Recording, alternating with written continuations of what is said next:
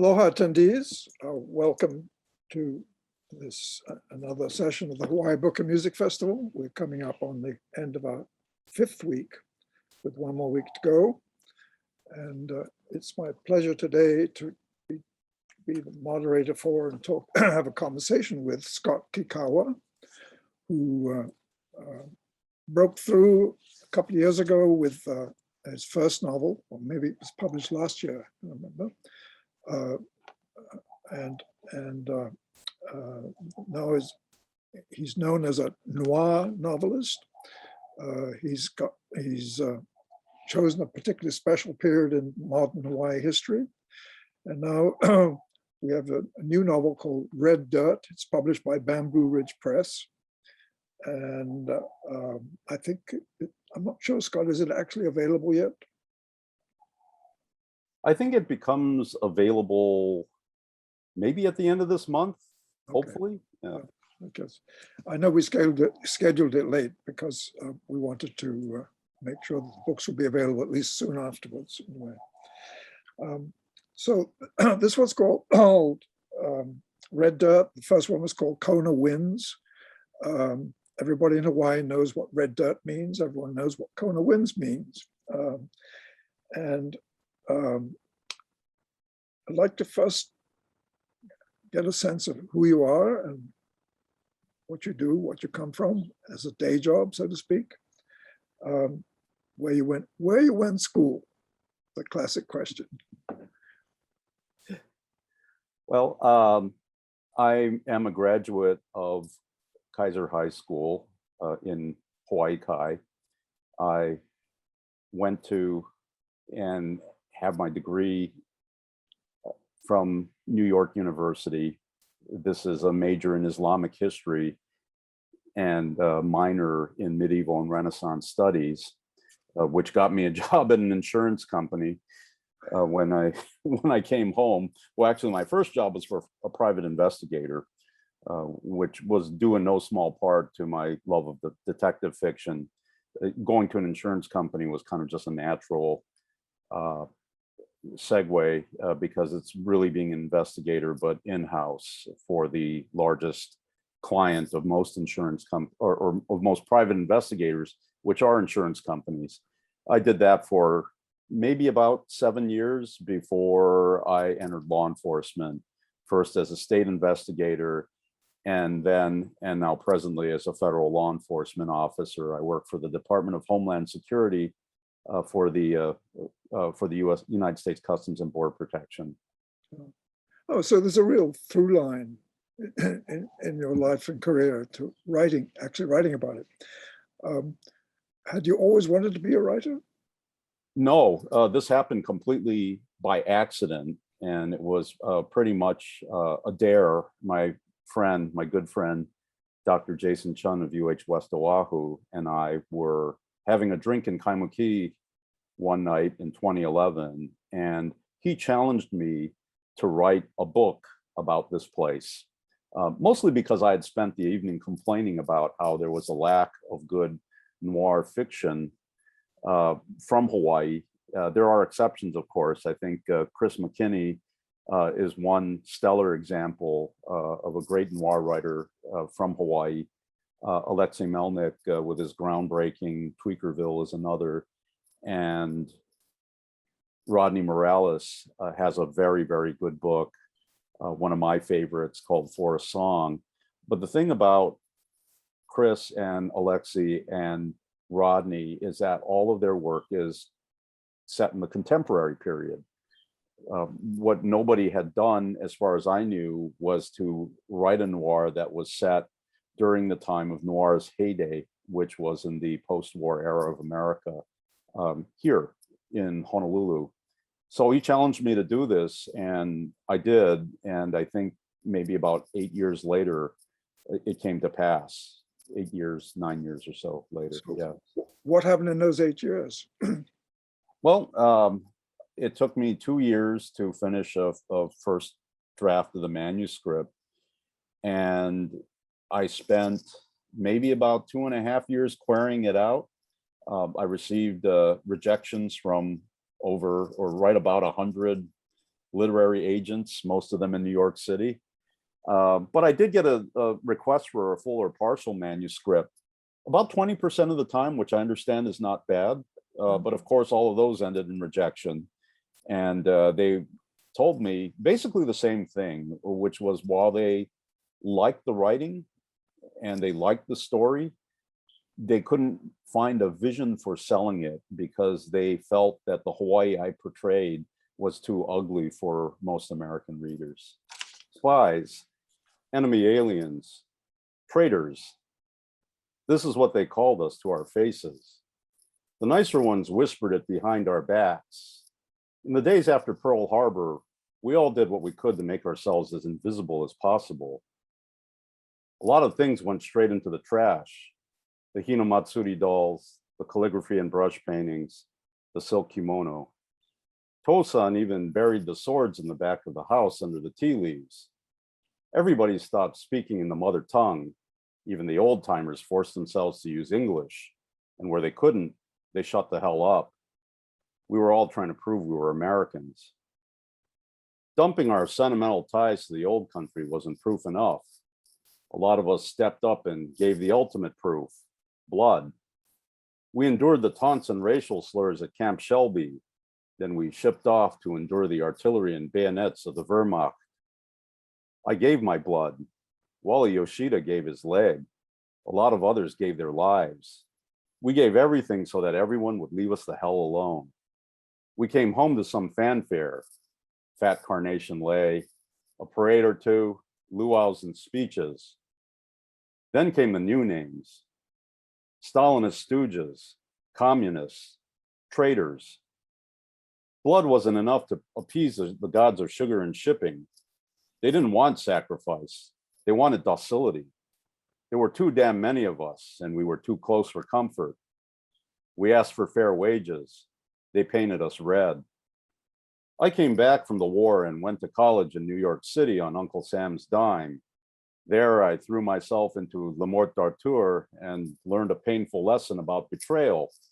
It isn't a rejection, it's a choice. Like Lancelot choosing Guinevere over Arthur, I chose my country over my friends.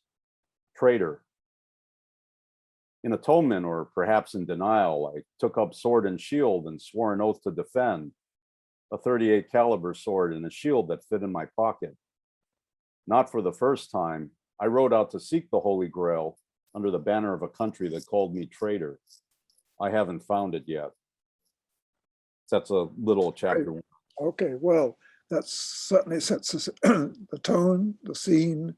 It's a great example of the kind of detail that you give about, certainly about the red dirt. I can really feel it, and the heat, particularly on the west side. I think it'd be useful for attendees if you just gave a brief survey of what was going on politically at that moment.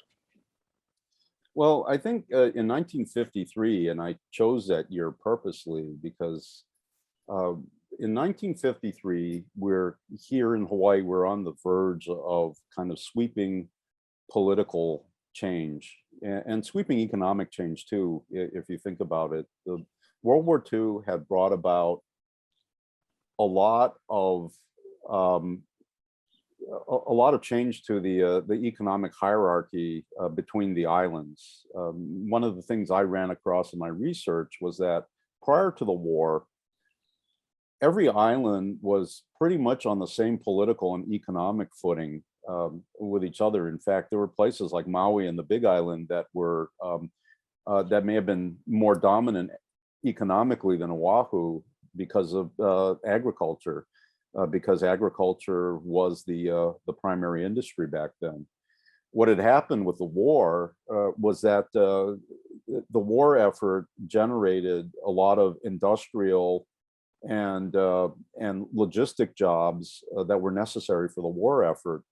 So what the war did was it changed things in the sense that Oahu became that dominant center of the economy of the entire state, or back then the territory, that it is today because of the war, because the war effort drew all of that employment because they created all those jobs in order to support the war effort. What had happened right after the war is that the Nisei veterans who returned home from their service in the European theater, a few of them in the Pacific theater, they served in the MIS, came home, went to college on the GI Bill, and Japanese Americans of the second generation were US citizens by birth. They were to become the largest single ethnic voting bloc in the territory. And what would happen in 1954 in pivotal elections was that they would win a lot of elected offices. And what happened then is that would put the Democratic Party in the driver's seat of Hawaii for a very long time. Some would argue into today. And this happened in 1954 with those elections. So in 1953, you're seeing the last vestiges of that former power structure that existed from the time of the overthrow of the monarchy to post-war Hawaii, which was about a 50-year period where the economy was all sugar and shipping. It was dominated by the Big Five, and the economy was kind of almost a near feudal economy where you had a lot of contract labor that were kind of indentured to or stuck on the plantations. I learned recently that the plantation owners actually started baseball leagues in order to keep the second generation on the plantation and working on the plantation as kind of a lure that the best competition for baseball was on the plantations, therefore they shouldn't leave the plantation and seek jobs elsewhere. But that was the economy back then, and it was changing in 1953. So in 1953, you're right on the verge of political change, of economic change, and a lot of this was brought about by labor movements which had been going on since a little prior to the 1920s, and they picked up momentum throughout in the Depression. Yes, into the Depression, and certainly after the war, they really picked up momentum. So in 1953, what kind of people would have a Cadillac? Not cops. No, not cops. No. Executives, maybe. Old money folks. Yeah, the Cadillac was the car back then. Well, it certainly must have made quite a statement. One of the things that I really enjoyed was the sense of this is an island, and it's not 6 degrees of separation, there's 2 degrees of separation.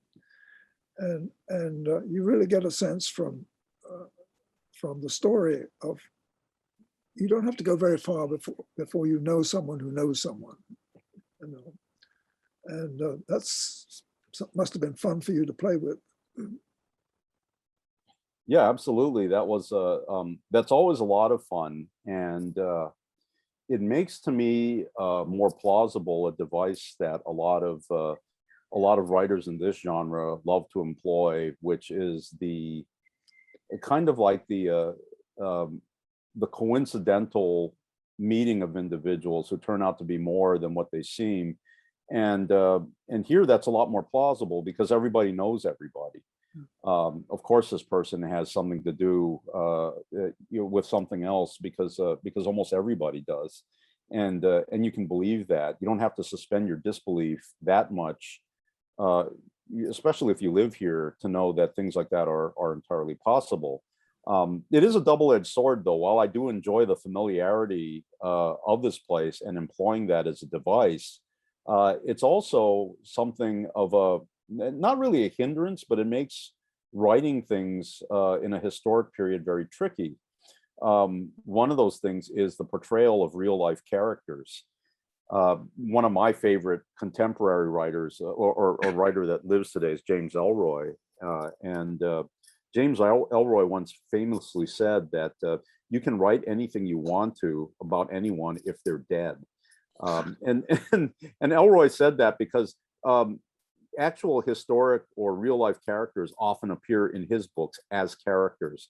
People like JFK, people like Marilyn Monroe or William H. Parker, the chief of police of the LAPD, will appear in his books as actual characters, and often not in a very flattering light. That might be fine for Los Angeles, but when you're here in Hawaii, that becomes a very problematic thing. Even when these folks are dead or have been long dead, they still have relatives or people who live today that remember them. And even when you portray them in a very good light, I think you still expose yourself to getting things wrong about these people and being called on it.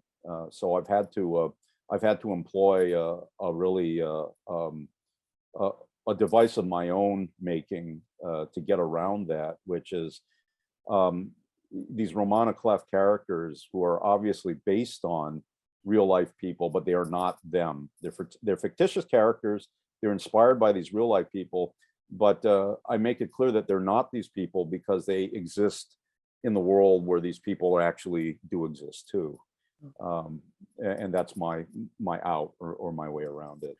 So I mean, the main characters are your invention, I assume, but all the minor characters that the main characters run into, are they based on real people?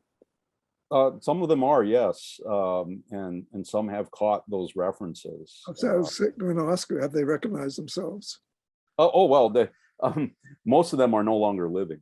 So when I talk about historic characters, yeah, I'm talking about folks like John A. Burns, folks like Koji Ariyoshi, folks like Doris Duke.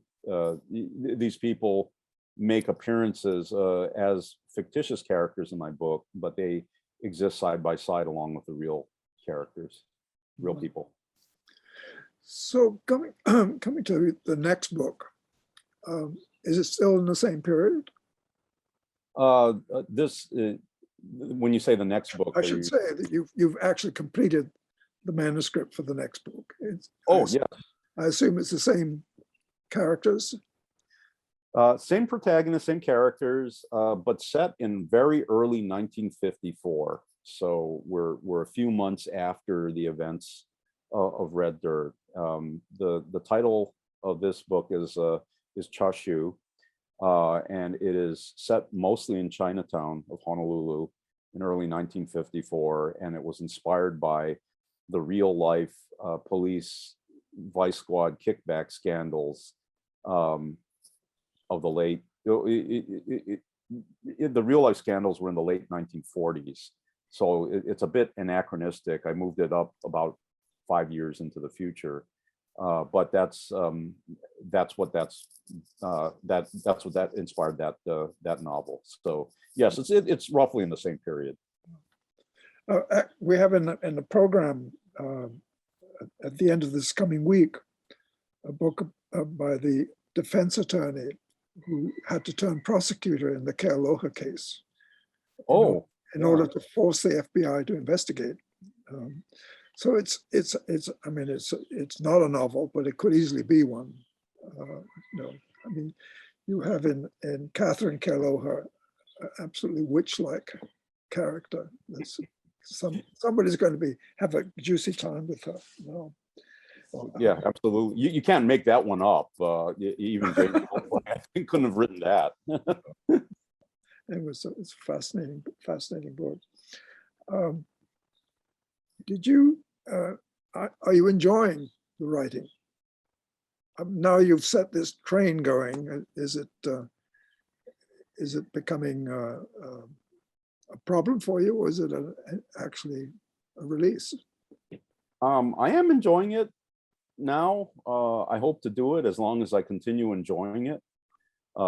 Maybe one day I won't, and that's when I'll stop. But for now, it's great. Do you want to do it full time? I wish I could. I think I've never ever had any illusions that writing would allow me to quit my day job. I really wish that were true. That couldn't happen with the.